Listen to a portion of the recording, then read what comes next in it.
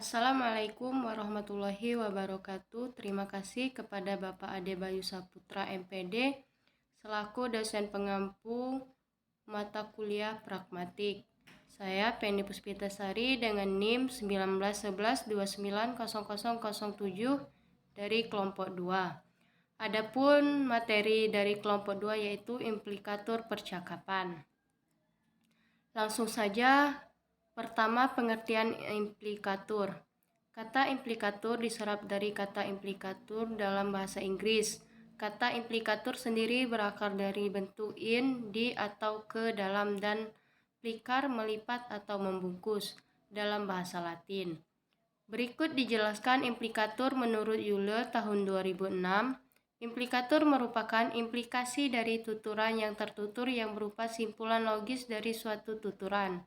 Implikatur dipahami secara bersama-sama antara penutur dan mitra tutur dalam konteks tertentu, supaya tujuan tutur dapat terlaksana.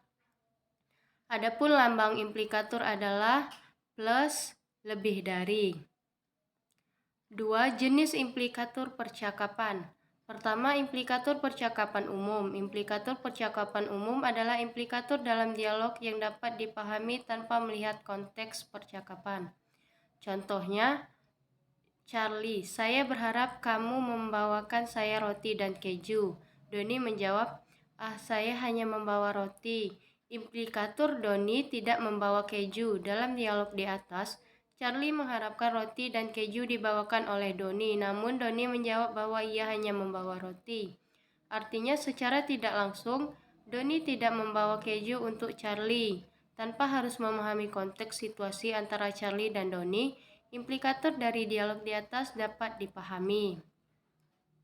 Kedua yaitu implikatur berskala. Euler tahun 1996 juga menjelaskan implikatur berskala dalam pembahasan tentang implikatur percakapan umum. Implikatur berskala ditandai dengan istilah-istilah untuk mengungkapkan kuantitas dari skala nilai tertinggi ke nilai terendah, seperti semua, banyak, beberapa, selalu, sering, dan kadang-kadang.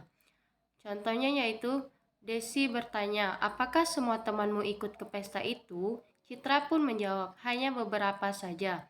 Implikaturnya yaitu tidak semua teman Citra ikut ke pesta itu. Yang selanjutnya yaitu implikatur percakapan khusus. Implikatur percakapan khusus merupakan implikatur dalam dialog yang baru bisa dipahami setelah mengetahui konteks percakapan tersebut. Contoh dialognya yaitu Tuti, Budi di mana, Ton? Anton pun menjawab, Ciko di kantin. Implikatur Budi mungkin di kantin juga karena di mana ada Ciko, biasanya di situ ada Budi juga. Berbeda dengan contoh A dan B di atas. Implikatur dari tuturan Anton di atas baru bisa dipahami jika penafsir memahami konteks situasi. Misalnya, konteksnya adalah Ciko dan Budi selalu bersama.